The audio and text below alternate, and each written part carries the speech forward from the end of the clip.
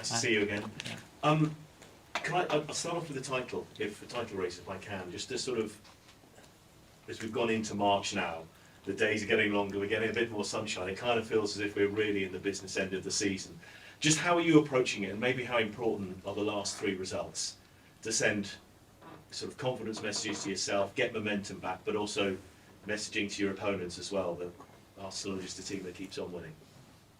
There's no messages to the opponent, it's just messages to our player to continue to do the same, that we do better every single day, and that's the only discussion, to be fair, that we are having amongst the squad. Just a couple of things on just the importance of the last 3 results. Just how important is it within any club, with any environment, is that when you suffer results that you don't want, that you can get back to winning ways? It's often talked about so much, but just how important is it? Really important. It gives you momentum, it gives you confidence. Obviously, it puts you in a much better position on the league table, which is at the end of the day the most important thing. And the team again is in a good place, and really looking forward to a game tomorrow. In terms of potential bonuses, Gabriel Jesus, we're waiting to see how the injury regresses, how his recovery. Where is he, and maybe being available for you again? It's not far now. I don't want to give a timeline, but he's doing certain things with the team, certain things outside the team still. So he's not very close, but he's not far at all. And he's feeling better every day, and the doctors are confident with the way that the injury is evolving, and we are in a good place with him, I think. I was at the game where it happens.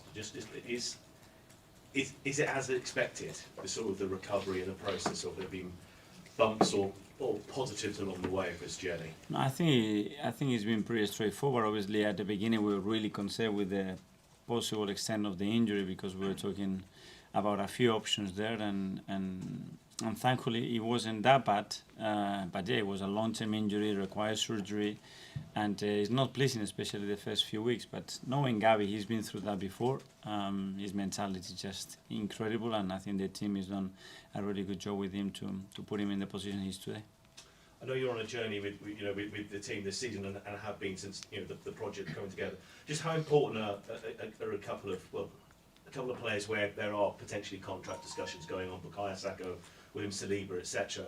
Can you update us on maybe how they're going? But maybe more importantly is, how important are those types of players on the project that you're trying to build here at Arsenal? Every player is very important. Obviously, there are players with special circumstances contractually, and we are trying to deal with them. But I don't want to cause any distraction in this moment with any of those conversations. So whenever something is ready to get done, and it's good news, we will announce it.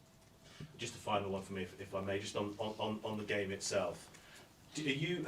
What are the managers? Do you take any notice of advanced results? Because the title race is between a number of teams, but yourselves and City, they're playing before you. Do you ever look before you play the Bournemouth game? You'll be looking at the results that come in before that. How City have done against Newcastle? We are looking at the games for sure when they are live. Before that, it can become as a stimulus sometimes, but I don't think that there is need for any extra motivation. We know the difficulty of the challenge. We are really looking forward to it, and we go game by game. Thank you very much. Thank you. Becky, Premier League. Hi. Just a quick squad update, if that's all right. Eddie Nketiah looked to be moving a little bit gingerly at the end of the last game. Is he all right? Yeah, he was. We are assessing him, and it's a bit uncertain what's going to happen with him, to be honest, on the training session. But let's see. Let's keep the options open. He's very positive about it, so hopefully he will be fine. And Jorginho, illness? George is fine. He had an illness. Yeah, he was suffering, but to be fair, he put a great effort and shift the first half. We decided to take him off, but he's fit now. Perfect. And the threat that Bournemouth possess, obviously they're at the other end of the table to you. They're fighting for points every game. How do you see their threats? Well, I watched the game that they played against Brighton away, the game against Wolves, the game against Newcastle, and the Man City one. And to be fair, I'm really impressed with what they are doing. They are really, really aggressive. They haven't conceded much in those games, and they could have very different results in 2 of those 4 games. The Man City game, obviously, the quality when they open up and the way they finish the action to make the score really big, but it was a really competitive match again. Thank you. Yeah. Me. Do you have a plan for the kind of the running to the end of the season? Because it is kind of uncharted territory for many of your players. Have you spoken about what the next couple of months could be like to your players? Not that far. We never talked that far, but we always have a plan and what we do in the following weeks, and we stick to that, and we will assess where we are in a month's time. Do you have to call on some of your experience when you're talking to younger players about the kind of intensity of the springtime at the end of a football season? They know. A lot of them have already experienced it. Even they were challenging for different things, but we know that the closer that gets to the end, the attention will be higher and the demands will be still as high as they've been the whole season. Can I just ask about the story this morning about the Newcastle purchase not being what it might have been, and a lot of football clubs are unhappy that the way Newcastle was purchased. There's some disagreement as to the nature of that, and that's of course changed because Newcastle are such a strong team in the Premier League. Do you share that frustration that it seems unclear and that things are not what they were? I'm sorry, but I'm not going to make any comment in any other club. Hi Mikel, hope you're well. You've shown lots of different qualities throughout this season. I mean, just has this team reached its full potential yet, or if so, do you think there's so much more to come from this side? Much more to come. I think we can do things much better in many aspects of the game. We still have players with immense growth potential, individually and collectively, and as a club as well. We have still a lot of things that we can do much better, and that's the aim. And we have to be really seeking for that excellence and that perfectionism, and trying to recruit the best people to do that and have all the time the right mindset to achieve that level. I mean, Alexander Zinchenko impressed again during the week with some really clever passes in the build-up to a couple of those goals. Do you think he could play further forward, later on in his career, or do you feel like that position where he is at the minute is his best position? He can, and he adapts to certain positions that we have in the field in a great way, and sometimes he occupies those spaces. We will see. Sometimes teams put you questions and you need Alex in certain position. He can play wider and higher off the pitch as well, and he's really comfortable there as well. So it's good to have that versatility with players. And looking into the game this weekend, Gary O'Neill has said that what sets apart this Arsenal side from all the other teams in the league is the team's intensity. And I remember speaking to you a couple of weeks ago and you said you're an energy giver and not an energy sucker. So how important has that energy and that intensity been to the team this season? Really important. It's part of our identity and the way we want to play the game, and we demand that to ourselves every single day, because without that I think we become an average team. And lastly from me, I'm sure we'll be able to relate to Gary O'Neill, obviously a first-time manager in the Premier League this season.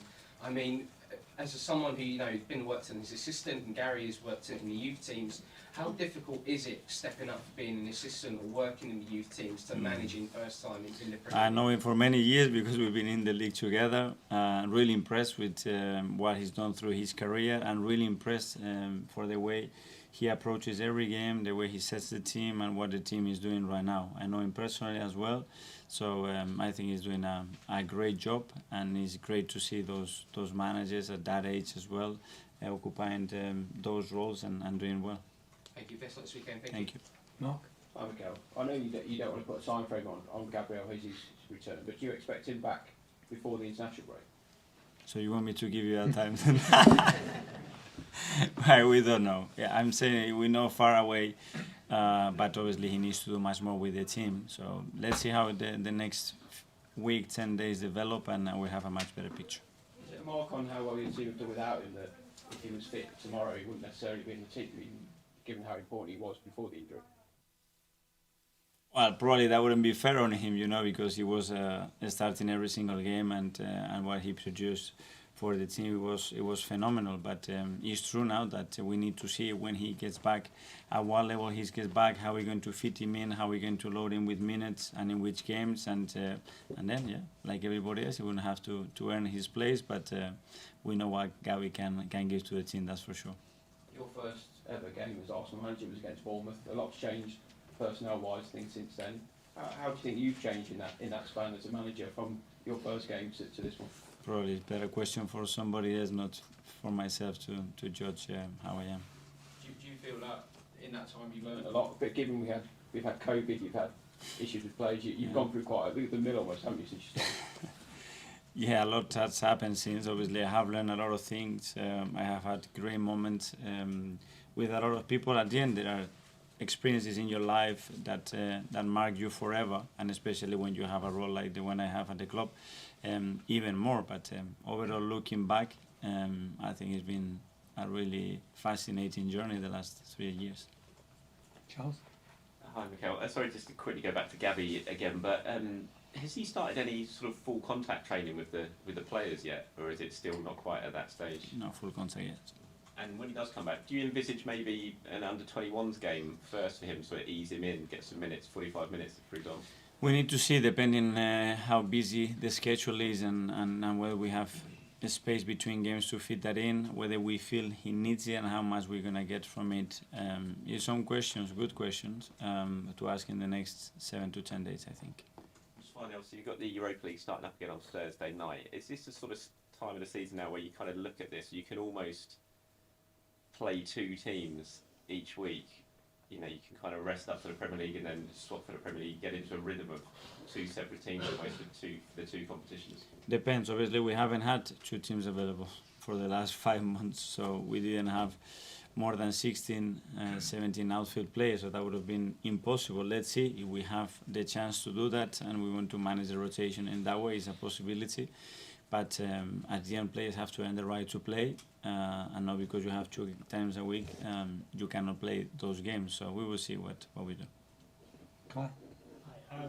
With Zinchenko in the build-up to the first goal on Wednesday, he's obviously starting as a left-back, but ends up on the right-hand side of the pitch before giving the pass. There are some managers who would be a bit frustrated to see players so far out of their starting positions, but do you sort of encourage that changing of spaces and popping up in different areas, or would you rather sort of see him stay on one side? If he gives the ball away there and we get a counter-attack and they score, I will be really upset. Like every manager, he puts a great ball in, Bukayo is inside, he scores. Happy flowers, we are all happy. He has the freedom to move in certain spaces, like B does in the action where he receives the ball, and especially in certain games against certain blocks. But yeah, at the same time, you require certain discipline in the positions to do what you have to do. Okay, can I just ask, obviously you've coped really well without Gabby for these sort of 3 months. Does that give you confidence going into the run in that if you meet adversity, you lose a player, the squad will be able to cope with it?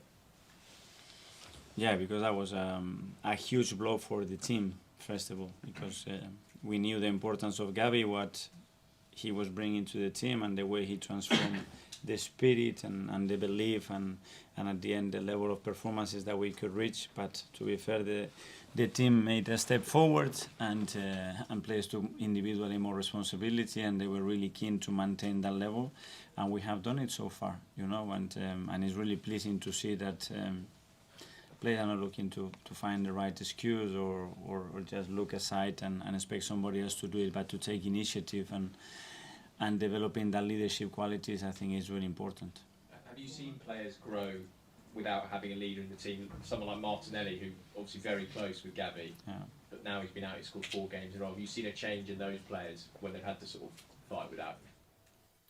Yeah, well, I think Gabby in particular was really good as well, playing with the big Gabby, but we needed something different from the team probably, and we had to adapt a little bit our way of playing because of the qualities that Gabby had, and that was as well something really pleasing to see. So in general, probably better than we expected, and now we have to continue to do that and hopefully bring him back so he can take us to a different level.